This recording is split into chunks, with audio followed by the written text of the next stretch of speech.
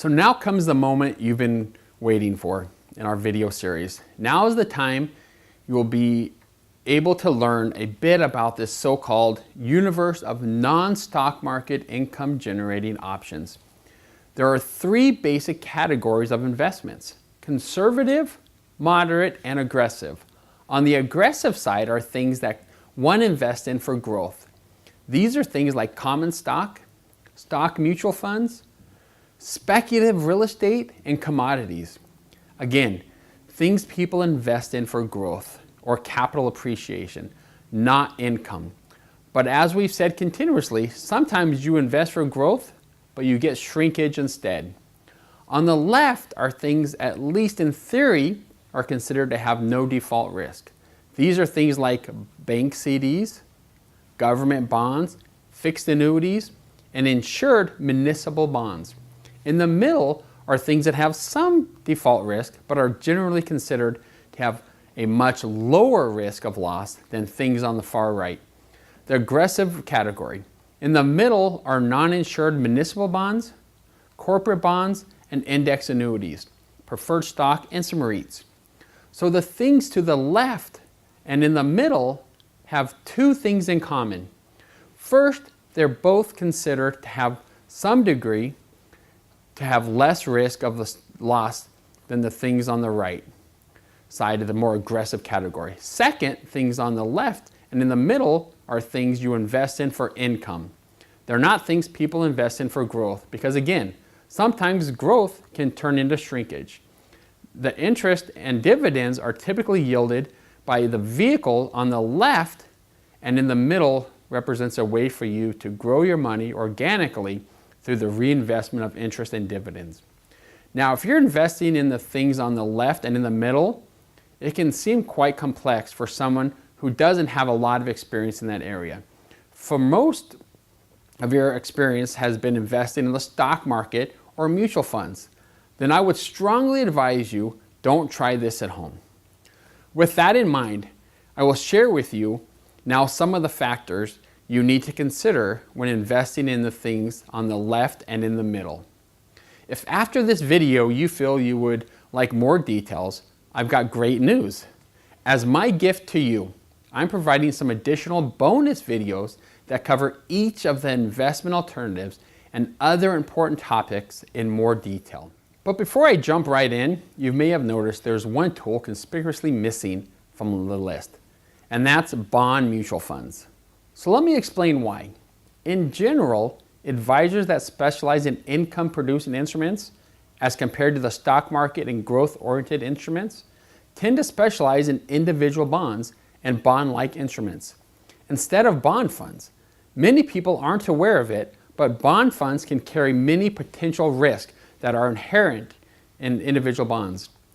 Put simply, a loss that would have been only a temporary paper loss in individual bonds can turn out to be an actual monetary loss in bond funds. Then why do so many financial advisors utilize bond mutual funds instead of individual bonds? Perhaps it's because the majority of financial advisors today specialize in growth-oriented, stock market-based strategies. The reality is the analysis of stock or stock mutual funds is much different from the analysis of fixed income. Most advisors who specialize in the stock market or growth side are often not very proficient at fixed income analysis.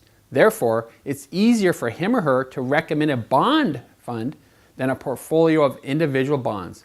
By recommending the bond mutual fund, he is leaning on the fund managers to pick the individual bonds. So in a way, we can think of bond funds as a simpler way for a stock market-oriented advisor, or a do-it-yourselfer for that matter, to invest in the bond market. But like most things in life, simplicity comes at a cost. For example, I don't want to have to mow my own lawn at home. I want simplicity. But in order to get the simplicity, I have to pay someone to mow my lawn. In this case, the cost to you of your advisor taking the simpler route of using bond mutual funds instead of bond market, you're taking significantly more risk compared to having a portfolio of individual bonds. You can learn much more about this by watching my bonus video the truth about bond funds. Getting back to the list, it's important to understand if you're investing in different categories of individual bonds or even preferred stock, there are many variables to consider. So let's talk briefly about some of those. First is the creditworthiness of the issuer.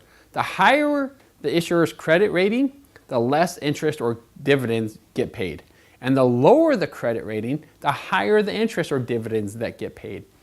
In the case of municipal bonds, you also need to understand your marginal tax bracket has an effect on your decision. The next decision one needs to make in investing in fixed income is the maturity date. But at the same time, you also want to look at the yield curve. You see where you get the most bang for your buck. You also need to look at yields offered on various types of fixed income securities. There are at least 4 different types of interest rates that are quoted that all mean different things. So you need to know about such things as individual securities coupon rate, current yield, yield to maturity, yield to call, as well as whether or not it's callable or non-callable, or convertible, non-convertible. By now you're probably starting to see why I say if you don't have any real-world experience in the fixed income, then don't try this at home alone. Perhaps you can also see why many stock market-based advisors desire to simplify their process and their practice by using bond funds. Now, at this point, some of you might be thinking, there is no way I want to buy bonds right now with interest rates so low. You're thinking, as interest rates go up, bonds will drop in value, and that concerns you. Well, that's probably because a lot of stock market-based advisors and Wall Street firms have been actively promoting that very message. The truth is, rhetoric is filled with many half-truths, which is something I talk about more in my bonus video, why bonds are still a viable alternative today.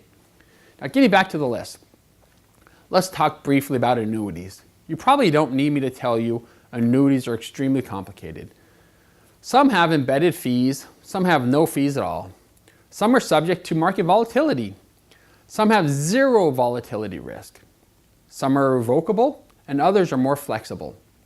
There are so many factors to consider that unless you have real-world experience of the various types of annuities, I stress again, don't make this one investment tool without the help of a qualified financial professional. Now, as for REITs, the real estate investment trust, the choices are also many. When choosing REITs, one needs to look at the type of real estate the REIT is invested in, the average length of the leases within the REIT, and the profile of the major tenants, as well as many other factors. REITs are every bit as varied and complex in their own ways as annuities. So again, don't try this at home. But do tune in to my bonus video, The Alternatives, Part 2, to learn much more about both REITs and annuities.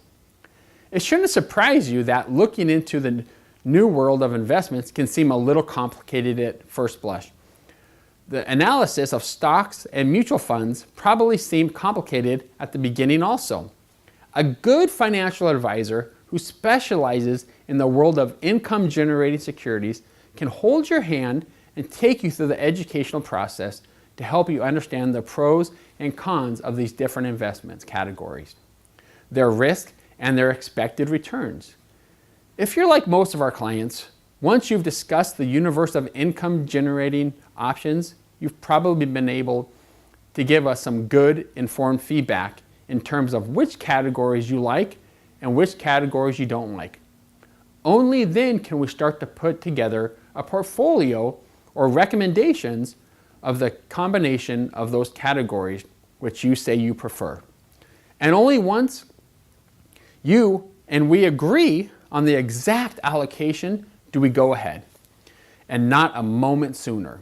The first step, however, is to give our office a call for a free, no obligation consultation. And at the end of the day, when choosing a financial advisor, the single most important factor is you feel comfortable with that advisor's philosophies, and his philosophies match yours when it comes to investing. Once you take that step and decide we are the right firm for you, that's when we go ahead and roll up our sleeves and first help you to determine if any of these so-called Wall Street cancers exist in your portfolio. We would want to help you determine first how much of your hard-earned savings you want to have in the stock market right now, if any. Then we need to help you decide what to keep and what to liquidate in your portfolio to help you lower your risk. Once we did that, we can bring you through the educational process, which is described just a moment ago, educating you about the universe of income generating options and the pros and cons and how they work and so on and so forth. So I hope you've learned a lot from this video series, and I hope it helped you change how you think about money for the better. You have a distinct advantage right now in that you know me and my philosophies, and even in the fact that you know what I look like and what I sound like. I would like to take the opportunity to meet you personally and learn about your philosophies about money, just as you have with me. So as a final gift, I'm offering you a no-cost, no-obligation opportunity to meet with me one-on-one to determine if the so-called Wall Street cancer exists in your portfolio and to show you what you can do about it. This is a limited time offer, so watch for an email soon telling you exactly how you can take advantage of it. I look forward to meeting with you. Thank you.